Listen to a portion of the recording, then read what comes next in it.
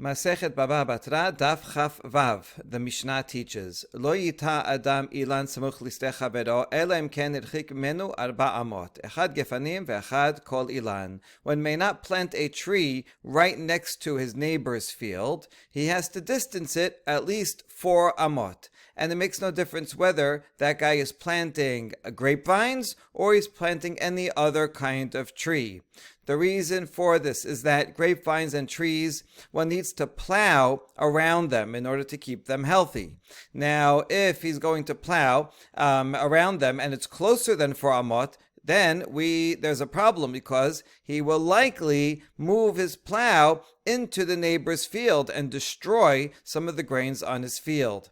Now, how big is a plow? Well, the plow plus the animals that are pulling the plow, you need 4 amot in order to get animals and the plow through. So therefore, make sure to distance yourself 4 amot from your neighbor's field so that you can pull the animals and the plow on your side of the border without risk of damaging the field of the person next door. However, if there is a fence in between the 2 fields, then one can go right up to the fence on this side and one can go right up to the fence from that side. In other words, on one side of the fence, that guy has grain, and he plants right up to the fence. And on my side, if I'm planting a tree, I could put the tree right up to the border line because there is no chance that I'm going to plow into your field since there's a fence there. So I'm going to see the fence. I'm not going to be able to go there. And that will protect your field, and then that's fine. So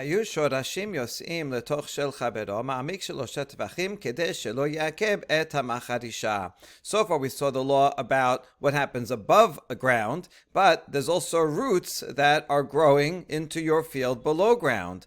And so, if I have a tree and my roots are going down under your ground, so you are allowed to dig down to a depth of 3 tefachim and cut off those roots so that they do not impede your plow. You have a right to plow your land. My roots are causing you problems, so you're allowed to dig them up and destroy them. Furthermore, let's say you don't want to just plow. Let's say you want to dig a cistern, a ditch, or a cave. You want to dig down deep. And now my roots are also down there. You're allowed to cut them off and continue digging down. Now, who gets the wood? This is useful for fuel. The wood is his. A simple reading sounds like the wood belongs to the owner of the land who is digging them, not the owner of the tree. But the Gemara will discuss because Shelo here actually is ambiguous. Tana. As a Braita that explains the Mishnah, why do you need 4 amot between a tree and someone's field, so that the owner of the tree or of the vineyard can work on it and take his oxen and plow around his vineyard, around his tree, and not go into the neighbor's field. Shmuel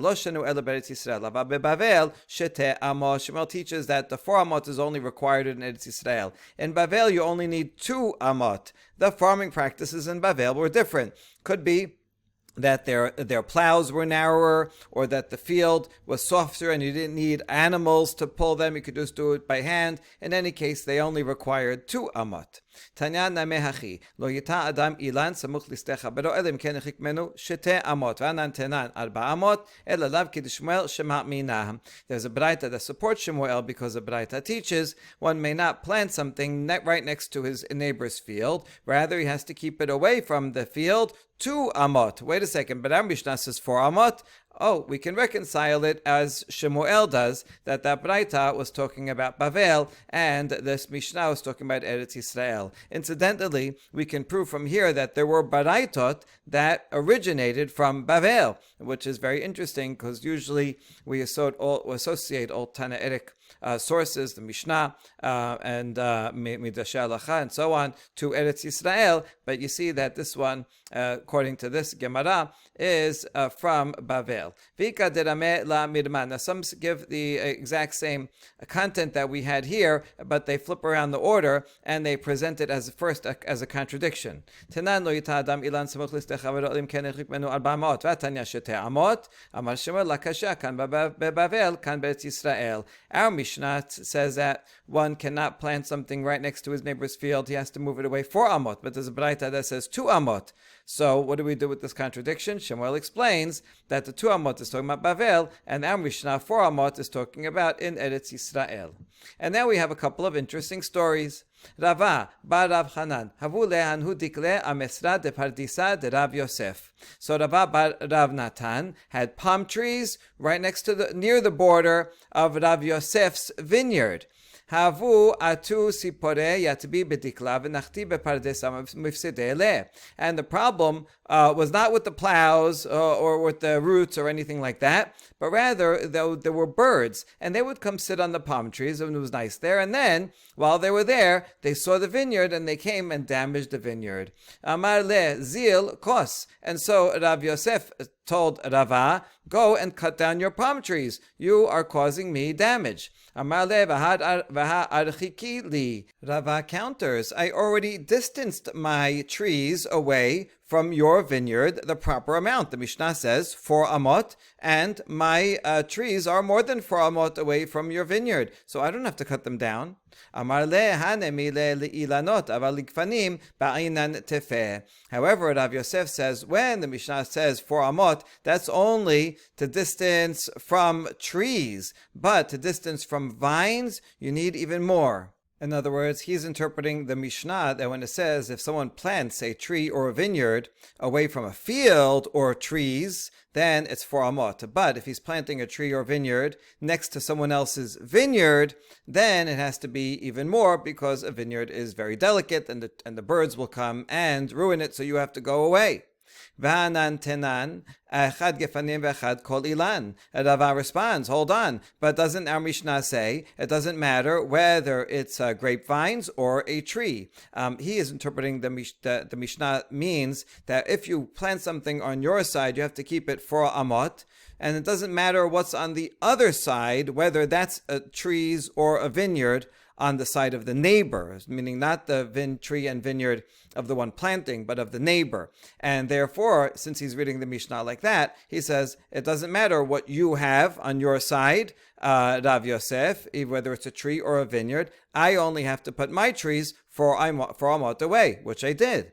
Amar lehane mile ilan ugfanim ligfanim, aval ilan ligfanim ba'enan tefeh. And Rav Yosef answers that the law of 4 amot only applies to 2 things of the same kind. If someone is planting trees next to someone else's trees, or vines next to someone else's vines, then 4 amot. But if you're planting trees next to my vines, then you need more distance, and that's what you did, and therefore you have to go away, cut your trees down, because they are bringing the birds, and the birds are ruining my vineyard. Amar le, ana la kayisna, damar Rav, haydik la detain kaba, asul miksiyeh, v'amar bi chanina, la shechib shichat beri, ela dekas te'enta bela zimne, mor inicha le lekos. Rava says back to Rav Yosef, listen, I am not cutting them down, I refuse. Why? Because Rav says, regarding a palm tree that is producing 1 kav of fruit, it's a productive tree, it's a fruit tree, one is prohibited from cutting it down. You're not allowed from the Torah to cut down fruit trees. If it's only producing very little, okay, then it's more lenient. But if it's producing a good amount of fruit, which my trees are, then you're not allowed to cut them down. And in fact, someone who cuts down a fruit tree is cursed, as we see Rabbi Chanina said that his son Shichat, that was the name of his son, interesting name. His name means shachach, to be forgotten. He died young only because I cut down a fig tree before its time. Midah keneged midah. He cut down a fig tree before its time, and his own son died before his time. And therefore, I will not cut down the tree. It is not allowed, and I am afraid of such negative consequences. But you, Rav Yosef, if you want to cut down my trees, be my guest. You can go for it. And just be careful, right? What about that curse? All right, so we don't have the rest of the story. What happened? I'm guessing that maybe Rav Yosef didn't cut them down. Maybe he was scared. But the truth is that if these trees really were causing damage, then Rava would have to cut them down. But it seems that here he disagrees with the reading of the Mishnah of Rav Yosef, and he thinks he does not have to cut them down, and that's why basically he's refusing to cut them down. And he's further saying, listen, I don't think you should cut them. If you want to cut them down, then it's at your own risk, but I am refusing to cut them down. Next story, Rav Papa. Havule Hanhu dikle amisra de Rav Huna bered Rav Yoshua. Azal ashkeche dava chafar v'kakais sharashav. Rav Papa had some palm trees on his field, and it was right next to the boundary of Rav Huna, the son of Rav Yehoshua. And Rav Papa was looking one day, and he saw that Rav Huna was digging holes and cutting the roots of his trees. Amale, my hi. Rav Papa says, what are you doing? Why are you cutting the roots of my trees? Although they're on your land, but these are my trees. Amale tenan. Hayu sharashim yosim letoch shel chavero ma'amik shelosha kedei shelo yakeb hamacharisha. And Rav Huna answers, it's a Mishnah, that if roots were going into the neighbor's land, then the neighbor is allowed to dig down 3 tefachim so that he can plow without the roots getting in the way. So I am cutting them down. But Papa says, yes, it's true, the Mishnah says that, but it only says you can dig down to 3 tefachim. But you are digging even deeper. And so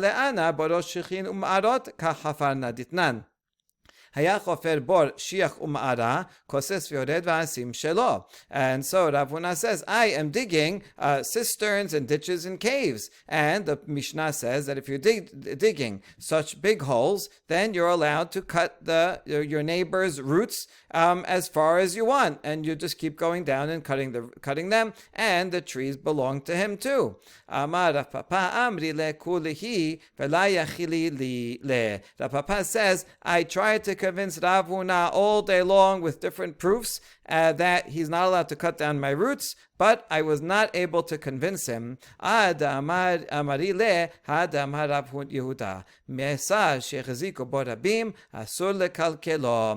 finally, I told him what Rav Yehuda said, that if you have a strip of land, if someone has a strip of land on their own field, but already the public got used to walking through, having a shortcut, then the owner of that field is not allowed to destroy it. Once the public has access and has a chazakah that they always walk through someone else's field along this path, that's it. They acquire the right to do so, and the owner cannot stop them. And here also, although it is a big difference, that is talking about the public.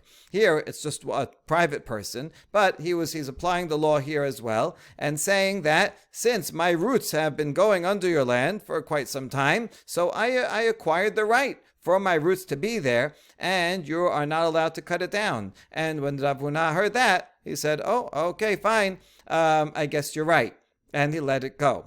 Now, libetar dinefak, after Rav Papa left, and Rav Papa won, and Rav Huna had to stop digging the roots, then Rav Huna thought of a different counter-argument. Amar la ameri le, kan betoch shesh esre amma, kan hos shesh esre amma. I could have argued back the following, that when do you have to give someone else the right of way because they have been here? That would only apply to roots that are within 16 amot of the tree, because the tree needs those roots in order to live, to sustain itself. And so so, okay, he has a right to have his tree and to have the roots that are necessary. However, roots that extend beyond 16 amot are not necessary for the tree. And so these are not things that the owner of the tree has a right to, that he's acquired a chazakah for, and I would be allowed to cut down the roots that are past 16 amot. But he thought of that only after the papa left, but otherwise that would have been a good argument. Okay, so this is a very important principle, that trees sustain themselves from roots that are 16 amot around, and beyond that is less important. This is going to come up again. Now, the Mishnah taught that if a neighbor is digging a cistern, a ditch, or a cave, he can dig down, and if he finds the roots of his neighbor's tree, he can cut them, and the wood is his. And so Yaakov of Hadbaya asked Rav Chisda, to whom do those roots belong? It says the roots are his. A simple reading again is that it's the owner of the field, the neighbor, not the owner of the tree, right? He's digging them and he keeps the roots because they're on his land. So that's why he's allowed to cut them and he's allowed to keep them because they're on his land. That's a simple reading, but it is ambiguous. Amar le tini tuha. Rav Chisda says, I have a proof from a Mishnah as to the answer. Mishnah in Masechet Me'ilah. Shorshe ilan shel hejot habein b'shel hekdesh lo nehnin velo mo'alin. Iamat bishlama batad ilan azlinan mishum hachi lo mo'alin. Ela iamat batad karka azlinan amai lo mo'alin. The Mishnah teaches that if you have roots of a tree that's a layperson's tree, and the roots are going into consecrated property, so one is not allowed to use to benefit from those roots. If somebody cuts them, they're not allowed to benefit from it because it's coming from land that's consecrated. However, if they do, it's not considered me'ilah. They don't have to bring a korban. They don't have to pay a fine. And so they shouldn't do it lechatechila, but in the end, it's not me'ilah. That's the key thing. Now, if you say that we follow the tree, meaning that the roots belong to the tree, and any roots that are cut have to be given back to the tree's owner. If you say that, then this Mishnah makes sense. That's why you don't commit me'ilah. We always go by the tree. In this case, the tree is owned by a lay person, and that's why someone who cuts off the root, even though it's in consecrated land, but you follow the tree's owner, and the tree is owned by a lay person, and that's why there's no me'ilah. But if you say that the roots belong to the owner of the land where it's growing, well then the land here is consecrated, and so someone who uses it should commit me'ilah, and therefore this is a proof that the owner of the tree gets his roots back. Okay, so now so far you argued that the owner of the tree owns the roots. But look at the continuation of that very Mishnah. Let's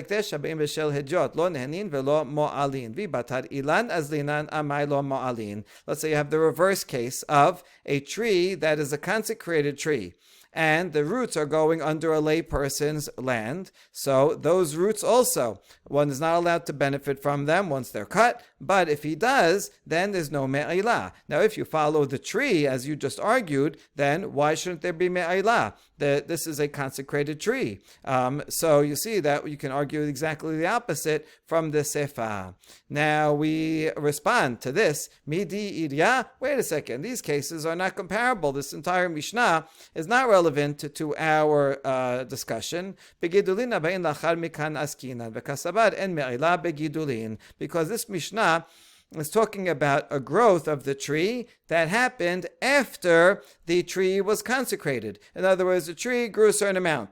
It was a regular tree. The owner consecrated the tree. Okay, so now every part of the tree that currently exists is consecrated. But what about further growths afterwards?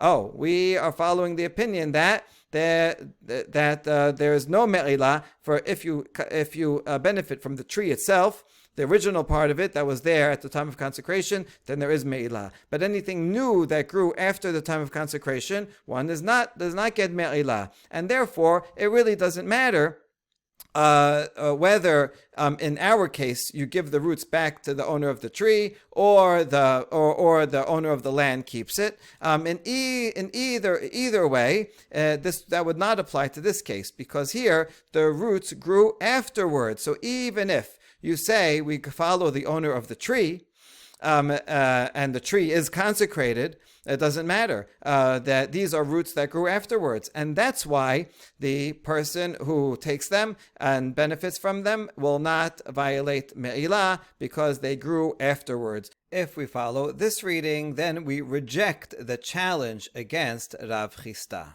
However, there's another way to explain this Mishnah, and that is Ravina Amar Lakashya. Kan betoch shesh asre amma, kan chos shesh asre amma. You don't have to say that's talking about things that grew after it became consecrated. Rather, you can explain that the Resha of the Mishnah is talking about any roots that grew within 16 amot to the tree. The Resha was a case where the tree was a regular tree, and the land that was next to it was consecrated land. And if someone benefited from the roots, and those roots were within 16 amot, so within 16 amot, that goes with the tree, because the tree needs those 16 amot of roots around it in order to survive. And since the tree is not consecrated in that case, that's why that person is not chayav me'ilah. Whereas the sefa of the Mishnah, that was talking about roots that grew beyond 16 amot from the tree. And that was a case, the opposite, where the tree was consecrated, but the land was not. So if someone would take some of the roots that were close to the tree, that would be me'ilah, because within 16 amot. But the Mishnah is talking about outside 16 amot, and therefore, even though the tree is consecrated, but beyond 16 amot, it doesn't need for its nourishment, and so those are considered not a part of the halachic status of the tree, and one who cuts those down will not and takes them will not violate me'ilah. According to Ravina's reading of the Mishnah in Me'ilah, now we have a good answer to our original question of to whom do the roots belong. Well, here's the situation. If I plant a tree and my roots extend into your field, so you want to dig a cistern, that's okay. You have a right to dig a cistern, and you can cut all the roots all the way down along the way. Who gets the roots? Depends. If they're within 16 amot of my tree, then I get them, because I need those roots. They sustain my tree, and so I have a right to them. You can cut them down because you can make a cistern on your field, but I get the roots back. However, if you're digging a cistern beyond 16 amot from my tree, then any roots that you cut, you're allowed to cut, and you can keep them, because they're not necessary for my tree's nourishment, and therefore they're not legally connected to my tree, and you are allowed to cut them down and keep them for yourself. Amar Ula, Ilana samuch lemeser betoch shesh esre ama kazlanhu ve'en mevi'im mimenu bikurim. Ula says, based on the principles that we've just seen, that if there's a tree within 16 amot of someone else's property, then the owner of that tree is a thief, and any fruit that grows from the tree, one is not allowed to bring bikurim from it. Because you can only bring bikurim from fruit that you own, but fruit that you stole, you do not bring bikurim. You have to say in Mikra bikurim, right? Thank you for this fruit that you've given me, but Hashem didn't give it to you. You stole it. And because trees gain sustenance from 16 amot around them, and so if the roots go 16 amot into someone else's field, then those fruits do not belong fully to the owner of the tree. Now we ask, how does Ula know that a tree gets sustenance from 16 amot surrounding it? Ilema miditnan, איזה נטיות מפוזרות בתוך בית שאה, חורשין כל בית שאה בשבילן עד ראש השנה. כמה הבו להו? תראה 2,500 גרמידי. לכל חד וחד כמה מטלה, 250. הלה הווה דעולה. So maybe Ula derives his measurement of 16 amot from a Mishnah in Masechet Shvi'it. That's talking about a Shvi'it year. In a Shvi'it year, obviously one cannot plow and work the ground. However, the halacha is that even before the Shavuot year, for several months before, either from Pesach or from Shavuot, depending on the situation, one is already not allowed to plow one's field, so that it's already, one is not even preparing before Shavuot for the Shavuot, so this is an extra precaution. However, there is an exception to this stringent law, and that is if someone has 10 saplings, young trees, these young trees, if you don't plow around them, they will die. And therefore, we don't want the trees to die. We want to sustain them. And therefore, if you have the specific ratio of 10 saplings that are scattered about in a field that's a bet se'ah large, that's just the right ratio, that these saplings, it's considered, on the one hand, a grouping of trees. It's not too many. If there's more than that, then it's too many for that land to sustain. Then you're going to end up cutting down some of the trees. Anyway, but if it's that exact ratio, or it could be double the 20 trees and 2 bet se'ah, and so on. If it's that ratio, then one is allowed to plow all around that field during the 6th year, all the way up to Rosh Hashanah. That is the law. Now, let's calculate how much land each of those 10 trees has. So how much is it? Well, how big is a bet se'ah? It's 2,500 square amot. So how much is that for each one? It's 10 trees, so divide that by 10. That's 250 square amot for each tree. However, if we follow Ula, then here's a picture of what Ula meant. Ula says if you have a tree, so it gets sustained from roots, 16 amot this way, 16 amot that, 16 amot in all directions. That all belongs to the tree. Now, that means that each side is going to be 32. 32 by 32 is 1,024. And so, we do not have a good source for Ula, because Ula thinks that a tree sustains itself from 1,024 square amot around it. But this Mishnah assumes that each tree is sustained by 250 square amot around it. So this is not sufficient. Okay, another source is the Mishnah right before the Mishnah we just quoted, also in Masechet Shavuot, that says Shelosha ilanot shel shelosha bnei adam hare elu mistarfin. If you have just 3 trees that they're big and they belong to 3 different people, one also is allowed to plow around them during the 6th year before Shavuot. Vechorshin kol bet se'ah bishvilan. And if you have 3 trees in a bet se'ah, not only can you plow right around those trees, but you can plow the entire bet se'ah in order for those 3 trees to keep them healthy. Now, kama havu lehu, in this case, this is a different ratio. So how much land does each tree get? Tere alfeh v'chamesh me'ah garmidi. So the whole bet se'ah is 2,500 cubits. Now, in this case, it's only 3 trees, so we'll divide by 3. L'chol chad kama matile temane me'a utlatin utlata v'tilta akati nefishi le de'ula. So then you get up to 833. Well, that's good. It's a lot closer to 1,024. So this is a better source than the one before, but it's still not sufficient, because according to this Mishnah, we have 833. The square root of that is 28.8, which is for each, in this direction, that'll be 14.4. So the Mishnah says 14.4. Ula said 16, which squared is 1,024. And so this is not yet sufficient to reach the number that Ula says. So how are we going to answer it? It's still not a good source for Ula. And we answer Lodak. Ula was not precise. Really, he could have said, if he wanted to be precise, 14.4, which, when you put 14.4 on all sides, that leads to 28.8, and across the whole square. Squared is 833. Really, he should have said that. But he didn't want to say 14.4. He rounded up to 16. All right, so that's a possible answer. But emur damrinan lodak lechumra lekula lodak mi amrinan. Okay, we can say that sometimes people are not precise. They're just rounding off. But we only round off for a stringency, but not for a leniency. And in this case, it leads to a leniency because Ula is saying that if your tree is closer than this amount, then you don't bring bikurim. So that means there are going to be cases. Let's say it's between the 14.4 point and the 16. But let's say it's around here.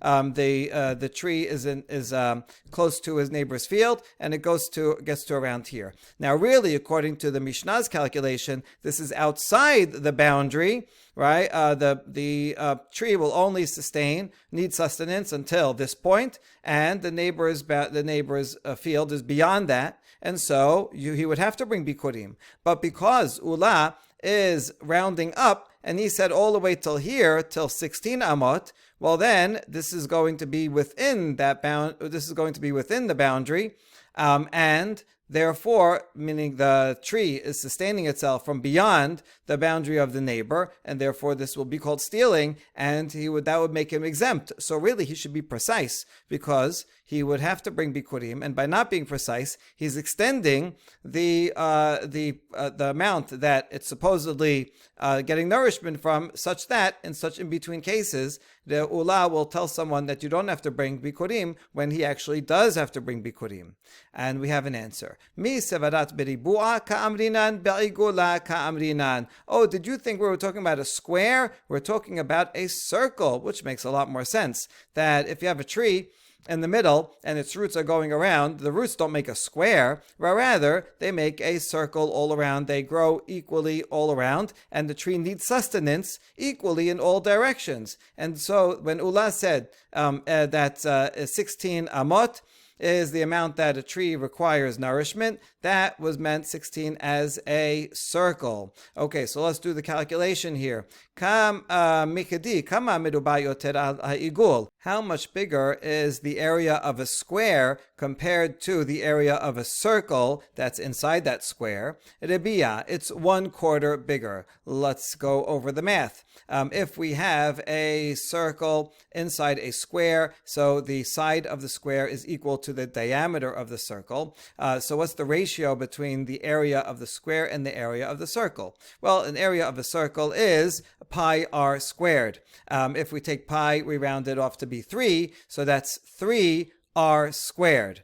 And one of the sides of the square is 2r, right? Because the radius is this, so 2r is the diameter. So 2r is one side times 2r on the other side. That gives you 4r squared. So the area of the square is 4r squared, and the area of the circle is 3r squared. So that's 4:3 ratio. In other words, the square is 1/4 bigger. Or you could say better, the circle is 3/4 the area of the square. Okay, so if we remove 1/4 from the square feet that we calculated before for the square, then we'll get the area of the circle. So pashulahu sheba me'a v'shitin utmanya. If you take 1,024 and we multiply it by 3/4, we get 768. So that's pretty close, because the Mishnah had said 833, and now this is 768. So this is a much better source.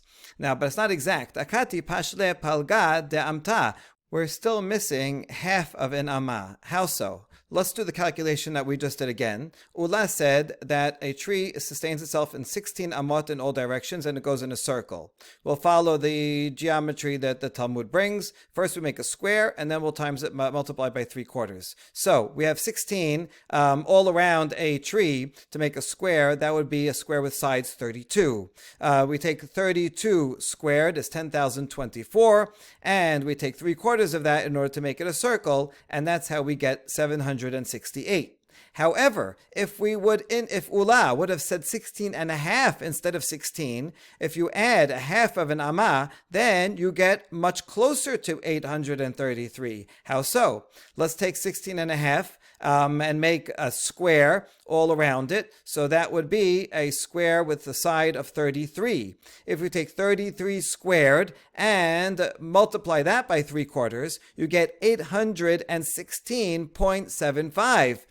So compared to 768, 816 is a lot closer to 833. And so if Ula wanted to be exact, so he should have added at least half of an amma. Truth is actually even a tiny bit more. So so Ula is off? This is not a good proof, this Mishnah. Hainu de lodak uluchumra lodak. Oh, this is what he means this is what we mean when we said that Ula was not precise, and he was not precise lechumra. He actually his number is a little bit within, because he actually said 16, even though the real number is even a little bit more than 16 and a half. So, if I had a tree that was 16 and a quarter amot away from someone else's field, Ula would say, "Oh, that's more than 16 away, so you have to bring bikurim." Even though, from the letter of the law, from the Mishnah's calculation, since it is within 16 and a half amot from the tree, it is actually getting nourishment, and it would be stealing, and therefore I would actually not have to bring bikurim, but by rounding down, Ula is actually being machmir, and so we can round off as long as it's for a chumrah and not for a kula, and therefore this Mishnah is a satisfactory source for Ula's estimation that a tree gets nourishment from 16 amot of roots all around it. Baruch Adonai Le'olam, Amen ve'amen.